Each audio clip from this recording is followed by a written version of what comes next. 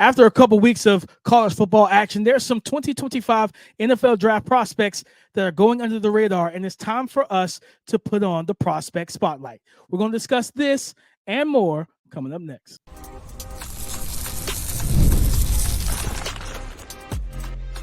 You are Locked On NFL Draft, your daily podcast covering the NFL Draft. Part of the Locked On Podcast Network, your team every day.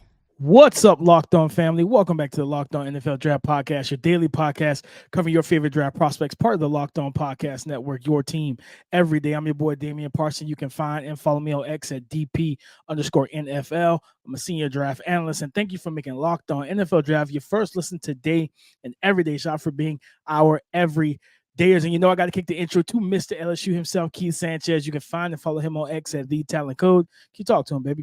What's up, Locked On family? Let's get locked in. This is Keith Sanchez, 2019 national champ, man, and the other side to this dynamic duo that we like to call the Locked On NFL Draft Podcast, where we bring you championship level content each and every single day.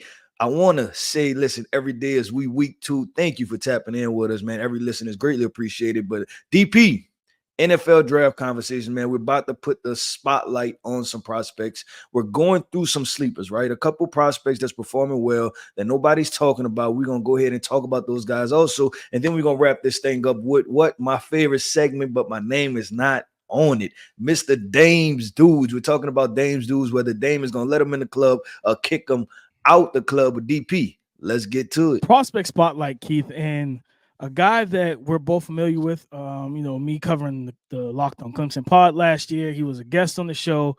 Andrew Mukuba, the safety over at Texas, a guy that's playing some good ball right now, and then especially in week 2 against Michigan. He ended up finishing that game with, 3 tackles. He had 2 PBUs, and he had an interception. And this is listed at 6 foot 190. This is a guy throughout his career, especially at Clemson.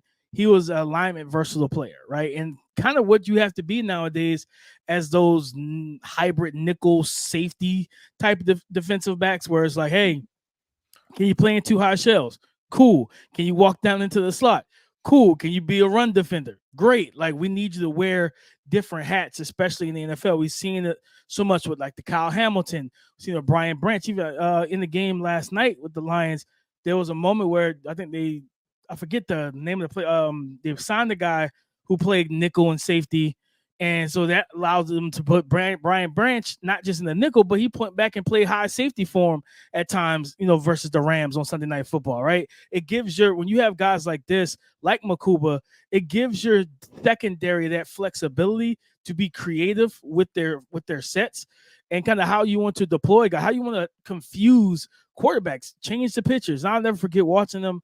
Even at Clemson last year, that game against, I think it was Florida State, that was a statement game for me where he had pass breakups against Johnny Wilson, against Keon Coleman. He's in the slot playing man-to-man coverage. He does a lot of different things, and he's a good instinctive player.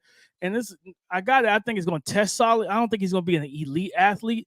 Well, neither was Brian Branch, right? Neither was Kyle Hamilton. He didn't test the way people wanted him to test, the way the tape you thought he was going to test. But I think a guy that, definitely deserves some spotlight right now. And then heading into when we're going to get in the SEC play that we talked about with Quinn, that Georgia game, can you pick off Carson Beck? Can you stop Oscar Delp and the litany of weapons that they have over there? If you can help limit that, that'll be a big statement game for him. But right now, I want to, put the spotlight on Andrew Mukuba, good player. Yeah, DP, I'll say this, that with Mukuba, because I watched him over the summer, and he has the physical ability, the athleticism, the quick twitch, the explosiveness, the fluid hips. He has all of the things you want in one of those nickel, safety, hybrid type football players. For him, it was simply about finishing, right? Like finishing the play, meaning that you make good contact with the running back, but bring him to the ground, right? You cover the wide receiver in the slot well, just don't get the holding penalty, right? It was just finishing the play for Andrew Mukuba. And I'll say this, that you talk about players of the game, is probably, if you're talking about singular players, I'm sorry, that gave me all type of difficulty. Singular players, Quinn Ewers defensively for Texas, and Quinn Ewers offensively, and Andrew Mukuba defensively played their butts off, right? Like you're talking about the offensive and the defensive MVP. And Andrew Mukuba, he almost had 2 interceptions in that game. And then he followed that up with running the alley perfectly to make one big time tackle. You're talking about full speed, played the outside shoulder, ran through the I think it was the running back or the ball carrier. I can't remember, it was like jet sweep motion or something like that. But just had a really good game, and it was just time and time again you heard the announcer say Andrew Mukuba, and I think it was really cool just to see him, because you feel like he got better, right? And that's what you want, especially guys with these type of physical profiles. It's like, man, just finish it, put it all together. And real quick, Keith, to add to that, what's crazy about, and I think this is it could help his stock potentially. At Clemson, he played over 150 snaps in the slot each season. So far this year for Texas, he's only played 7. That's because they have a litany of corners. So now he's getting those reps just playing safety, deep safety, which I think that'll help him a lot. Yeah, which I'm glad you brought that up, DP, because when I was watching the film, that was something that I seen. I'm like, this guy looks out of place. And also, I'm familiar with him from high school recruiting, right? We recruited him some at LSU. I think it came down to, like, it's funny, right? I think it came down to LSU, Clemson, and Texas, right, for him. And he's from Texas. So, obviously, he went to Clemson first, then Texas. But he plays safety, right? You're talking about a guy that had really good range, really good ball skills. So I'm wondering if now he's back in his natural position, right? Almost like we talk about with offensive tackles sometimes, right? And we talk about, hey, you play left side your entire career, and then they flip you to the right side, or vice versa, right? And you can tell that what these guys have gotten the most reps at and what they look the most comfortable doing. And I think for Andrew Mukuba is definitely playing a safety position, and hopefully that just fares out well. DP, I want to just put a spotlight on, and the spotlight is, let's see what you can do. And that's Dillon Gabriel, the quarterback from Oregon. Made some good throws. I thought his performance was 75, 80%, right? I think right now he's sitting at 84% completion percentage. This wide open offense. And we've seen, obviously, the conversation around Bo Nix last year, but it still got him drafted in the first round, right? Some people were able to buy into that. So I want to see if he can, because I think it was 2 throws in the second half where he missed. Is it Dante Thornton? I want to say it was Dante Thornton. I know Evan Stewart. I want to say it's Dante Thornton. I kind of feel like that's wrong, but I believe it was Dante Thornton. Big, tall, well, not tall, he's taller wide receiver. But is it Trayshawn Holden? Trayshawn Holden. That was the name. That's what I knew. That didn't sound right, but yeah, it's definitely Trayshawn Holden, because I knew he was at Alabama. That's what I was thinking about. But he missed him twice on vertical routes. And I'm like, man, those are the type of routes that you have to hit. And if he hits those, DP, you're talking about Oregon making a deep run, right? Because they were close to being upset, right, by Boise State, honestly, by Ashton Jeanty himself, right? He almost upset them.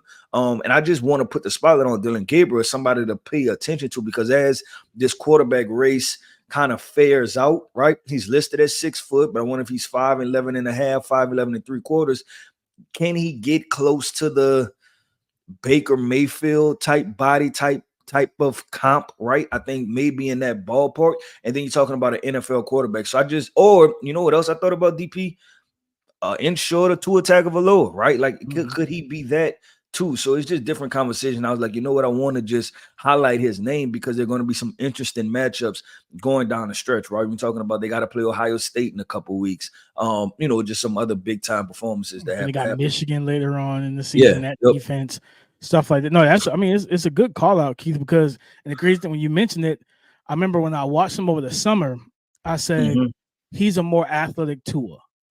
And I was texting, one of my scouting buddies and everything who saw him, scouting him live in person, and he was like, the thing he mentioned was, he said the arm talent. He's like, the arm talent. He said Tua has a stronger arm, and I was like, oh, that's kind of a rough endorsement, because people don't look at Tua as having the best arm or one of the best in the league, but like his ability, he's tough, his ability to create with his legs, but then they'll call quarterback keepers for him too. Like they've done that even back when he was at, I think, UCF for Dillon Gabriel. Like they would run QB power and different. I'm like, he's like 5'10", like maybe 200, and we're running this, like, but he's so tough. Like he'll call his own number, right? Like he'll drop back If everything is covered, he'll take off right up the middle and get first down, run into linebackers. He gives you that gamer vibe, right? And it'll be interesting to see how this season plays out for him because, like you said, you talking about him not connecting with Trayshawn Holden. I remember that. Watch that with Nick Anderson when Nick, was wide open on the route, a couple routes last year down the field, and he underthrew him. And it's like, Dylan, you gotta get that out in front of him, big dog. That's 60. That's a touchdown, right? That's points that could have been easily scored on this one play if you get it out in front of him. So definitely, once you get in the Big Ten play and getting that Ohio State defense, and regardless of Michigan offense, early in that game, that defense should definitely give them something to worry about. So it'd be a nice matchup for them. Yeah, I agree 100% with DP. Let's keep this thing going and flowing. And what are we on to? We are on to sleeper, right? Sleeper prospects, guys that are performing well through 2 weeks, right? That we're not necessarily talking about, but we're going to talk about on this podcast. I'm going to tell you why I have a couple running backs coming up. So coming up next, man, we're going to talk about some draft sleepers. Men, when we leave the house, it's phone, wallet, keys, and how's my hair look? But if you're experiencing hair loss, you may not be so confident when you step outside your door. It's time to get that confidence back and restore your hair with Hims. Hims provides access to a range of hair loss treatments that actually work, all from the comfort of your couch. They offer personalized, chewable, oral, spray, and serum treatment options so you can find what works best for you. Start your free online visit today at hims.com/lockedonnfl. That's HIMS.com/lockedonnfl for your personalized hair loss treatment options. hims.com/lockedonnfl. Results vary based on studies of topical and oral minoxidil prescription products. Require an online consultation with a healthcare provider who will determine if your prescription is appropriate. Restrictions apply. See website for full details and important safety information. Sleepers, Keith. I haven't said this in a long time, feels like, but it's time to wake these people up, Keith. And you said you got some running backs, so I'm going to go to the guy that kind of has to stop. As a former running back, we don't like to see, and that's those interior defensive linemen. I got to go to Nebraska, Keith. They got a big boy over there. Ty Robinson, senior, 6'6", 310. And if you watch the Colorado game where Nebraska won that game handedly, you could see from the jump this young man pop off the screen. Number 9 popped out because when I first saw him, I was like, this is a different body type. I thought he was a defensive end. I was like, the arms are too long.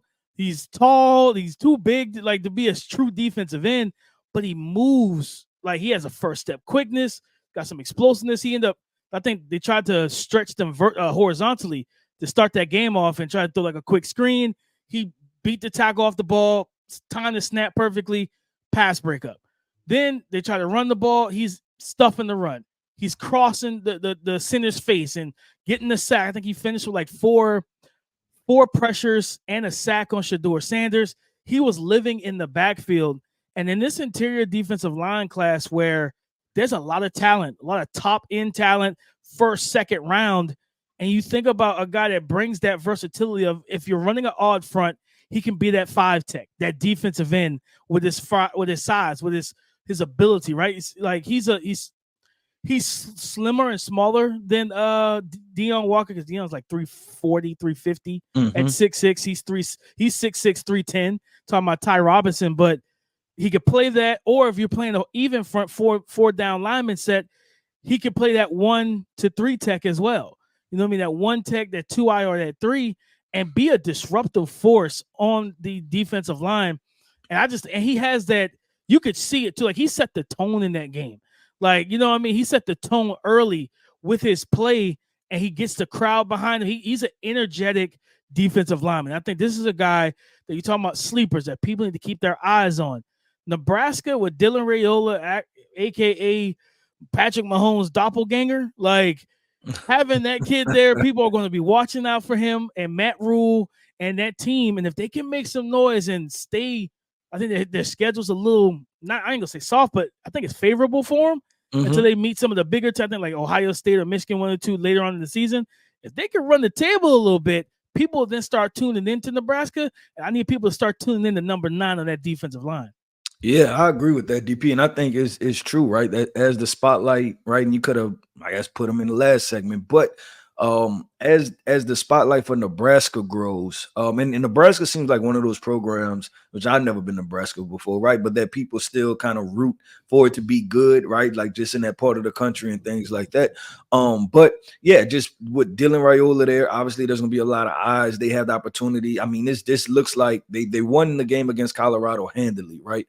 And they won it in the trenches. They were dominant in the trenches. So you start to wonder, like, hey, Dylan Raiola could just play decent football. Is this a 7-8 win team, right? Which for Nebraska, that's a huge turnaround year 2 with Matt Rule. But DP, I told you I'm gonna talk about a couple running backs. One guy I always talk about, right? Well, I've talked about a couple times. I say always, but Mr. RJ Harvey, he's off to a really good start. They played lesser competition, right? I think they played Sam Houston and New Hampshire, maybe. So not great competition, but he's off to a really good start thus far, right? You kind of have to pay attention to him as he's going to rack up those rushing yards, like I said. And I think he's just starting to get going. But the other guy that I want to bring up, DP, is a name that I think we mentioned one time on this podcast, kind of in passing, and that is Mr. Dylan Sampson for Tennessee. Right now, he has 32 rushes for 256 yards, which is 8 yards per carry. And they had I would say it was a fairly big time, right? It was big for the weekend, DP. It was the Tennessee North Carolina State, right? It was big for the weekend. They had that matchup where they played NC State, and he was really good, man. He had 20 carries for 132 yards, 6.6 average. He had 2 touchdowns rushing, and then another 3 catches for 37 yards, right? So you're talking about almost 170 total yards, right? Just from him. And I thought he had a really good performance overall, DP. I was really impressed with him. I thought he did some good things, and it's just another running back. And we talked about it, right? In the SEC, who's the best running back? And it's like, honestly, we said through 1 week, we don't know. DP through 2 weeks, I still don't know, right? I'm still looking at some of the perennial powers, your Alabamas, your Georgias, to have somebody emerge. That's not happening. And you know what? You're sitting there, you're like, hey, does Dylan Sampson have a really good shot, right? And we thought with LSU, John Emery came out swinging right in that LSU USC game. Unfortunately, he tore his ACL. Prayers out to him. I hope, whatever in his career that he bounces back, right, gets 100% healthy, and then everything that's for him, he goes out and gets, right? But Dylan Sampson looks like he may be in the driver's seat for the best running back in the SEC. And Keith, that's at 5'11", 201, guy has homer hitting type of speed, and he was the catalyst to them beating North Carolina State because Nico Imaliava struggled. He had 2 interceptions in that game. Like, and don't get me wrong, North Carolina State is a well coached and tough defensive unit. Like they will give you as much trouble defensively as possible. So Nico didn't play well, but Dylan Sampson carried that offense on his back.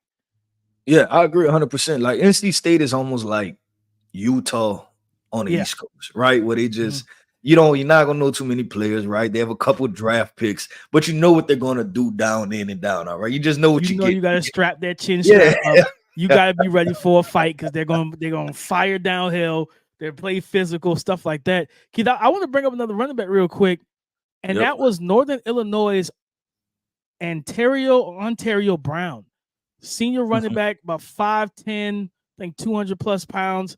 Keith, he had 20 carries. They played this is the team that, as we know, knocked off Notre Dame. 20 carries, 99 yards rushing, 5 yards a pop. Keith, real quick, their quarterback threw for 198 yards. 126 of those yards receiving went to Ontario Brown. Wow. So when you talk about he was the actual catalyst of this offensive unit, he literally did everything. Over 200 yards of total offense and a touchdown. That's on crazy. 22 total touches. He carried that team, that offense, and their defense was able to stifle. I did not know that. That is wild. I'm sitting there processing that. I saw the receiving first. I was like, is that a receiver I don't know about? And then when I looked into it, I was like, oh, that's the run. I forgot. I kept forgetting his name. I said, that's the running back. And then I was like, oh, So he's a senior running back. And this type of play, right? 5'10", he's 5'10", 220. This type of play is what gets you on the Senior Bowl watch list or radar as the season goes on. You got the Shrine Bowl calling, the Hula Bowl, all these different all-star events that we have after the season. You keep balling like this, they're going to want to get you in their event so that you can showcase what you're able to do to these NFL scouts. DP, he just started his own draft process, right? That Saturday, he started his own draft process and got it kicked off. But listen, that's why you tap into the Locked On NFL Draft, because we are the grassroots of this draft process, man. So once again, a shout out to our everydayers, man. This is why you tap into the podcast. But DP, coming up next, man, my favorite segment, and my name's not on it. Dame's dudes. I'm putting Dame on a hot seat, man. I'm gonna ask him a couple prospects, man. Are they in the club or are they out of the club? Coming up next. Today's episode is brought to you by FanDuel. Guys, you heard us talk a lot about FanDuel, America's #1 sportsbook on this very podcast. From NFL MVP preseason betting odds to preseason college football and Heisman betting odds. Well, we have something a little different for you. Now through September 22nd, all FanDuel customers can bet $5 and get a 3-week free trial of NFL Sunday Ticket from YouTube and YouTube TV. Then with a YouTube TV base plan, you will be able to watch every regular season Sunday afternoon out of market game. All you need is a Google account and a current form of payment that you can cancel easily at any given time. So why would you want to pass up on a deal like this? You don't. Just visit FanDuel.com and download America's #1 sportsbook. Just visit FanDuel.com and download America's #1 sportsbook. Thank you for making Locked On NFL Draft your first listen today and every day. Shout out for being our everydayers. If you're new here, I'll tell you how this goes. I get in the hot seat. Keith gives me 5 prospects from week 2 that I have to decide if they're in the club of Dame's dudes or they got to get in the car and try again after week 3. All right, with DP, let's get this thing going, man. First up, I hope this go the right way, DP. This Locked On NFL Draft podcast is going to be parting ways, man. Mr. Oscar Delp, the tight end for Georgia. Is he in the club, out of the club? Oh, I love Oscar, but no. Oh, man. Not yet. 2 targets, 1 reception, 13 yards in the season. I need to see Oscar. I need to see it, Oscar. Like, you know what I mean? Man. I would tell you believe in the talent. I believe in the size, the physicality, the athleticism. But, man, I don't know what in the world's going on over there in Georgia. Like, they had the big-time game against Clemson. I was like, I'm expecting Oscar to get some touches in this one. Nope, nothing. You know, got a target, and then against – who did they play this past week? They played Tennessee Tech.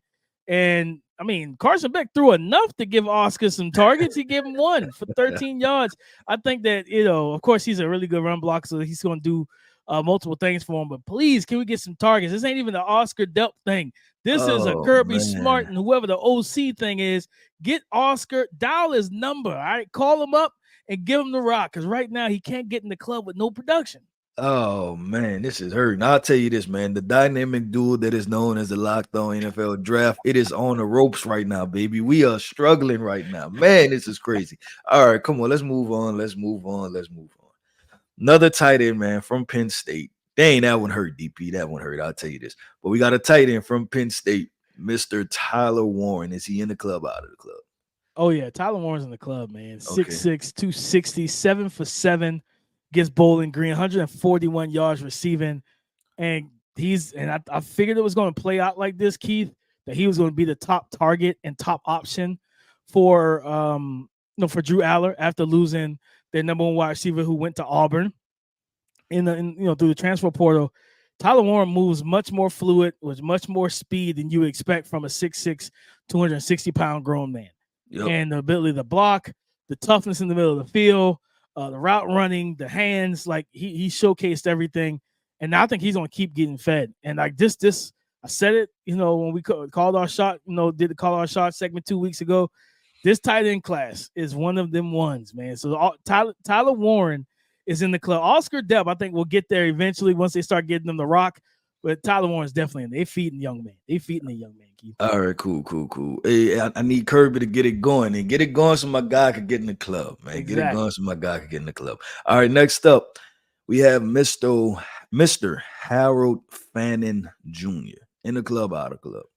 Another tight end, Keith, it was in the same game, Bowling Green. 13 targets, 11 receptions, 137 yards, and a touchdown, 6'4", 230. He looks like Isaiah Likely's, the RJ Maryland's, those pass catching tight ends. It was like, all right, you're gonna be a really high level pass catcher for us. You might be solid as a blocker. You might, you're not gonna be Gronk or George Kittle putting guys in the dirt, but you'll be effective. You know what I mean? And he said he's in the club. I think this is I could have put him in the sleeper segment, Keith.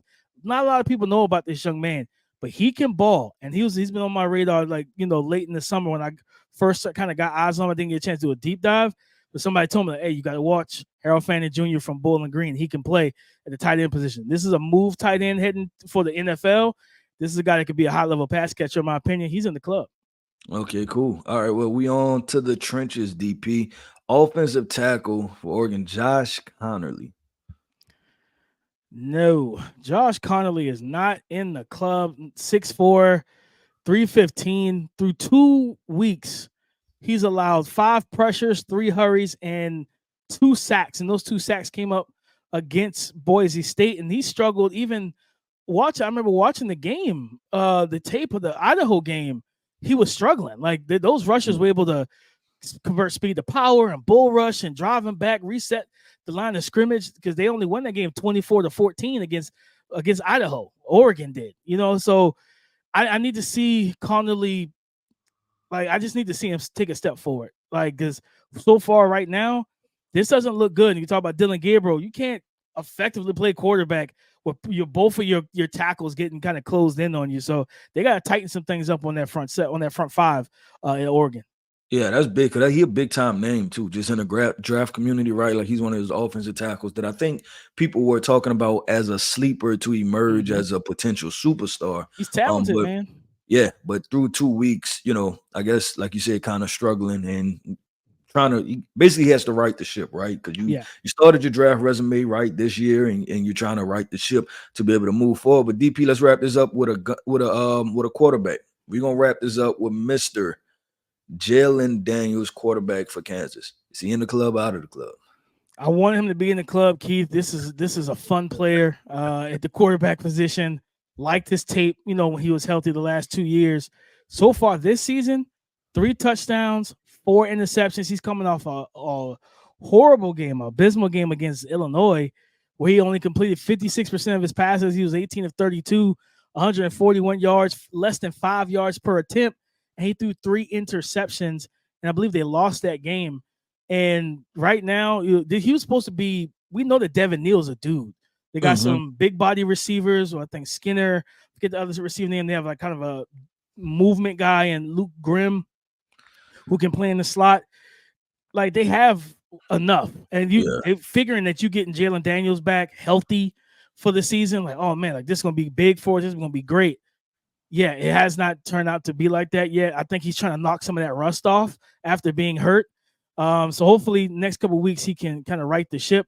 But this is a team in the Big 12 that people expected to be potentially in the Big 12 championship game, because whoever wins the Big 12, you get a automatic bye. You get to the automatic bid to the college football playoff. So you got to right that ship, Keith, because if not, like, this team is gonna wilter if he's not playing at high levels right now. Jalen Daniels not playing well enough to get in the club. Can't get no champagne in here, brother. Well, yeah, man. Listen, I with Jalen Daniels, I've been surprised at the stat line, right? And I haven't, to be completely honest, I haven't watched a whole lot of Kansas games, but obviously, checking the box score, just seeing those type of things, like, man, I thought he would have been performing well. And it's one thing to have average stuff, but like you said, this has been below average numbers, and you watch the highlights, and it's just, it seems as though he's still just putting it together at the end of the day. But DP, that wraps up another episode, man, of the Locked On NFL Draft Podcast. I want to end this podcast off by saying shout out to our everydayers. Thank you for tapping in with us each and every single day. The dynamic duo, definitely appreciate it. Listen, man, I am Keith Sanchez. You can find me on X at The Talent Code. That right there is my guy, my co-host, Mr. Damian Parson. You can find him on X at DP_NFL. And like we like to say, man, y'all come talk to us because we like to talk back. Go subscribe and follow for free on YouTube, wherever you listen to podcasts, to get the latest episode as soon as it is available. Thank you for making Locked On NFL Draft your first listen today and every day. Shout out for being our everydayers. You know what, Keith? We need to talk about calling our shot for week 3 of college football. Look at some of these prospects. Just call our shot. Let's make some bold takes, some bold predictions heading into week 3. So come and join the conversation again tomorrow on the Locked On Podcast Network, your team every day.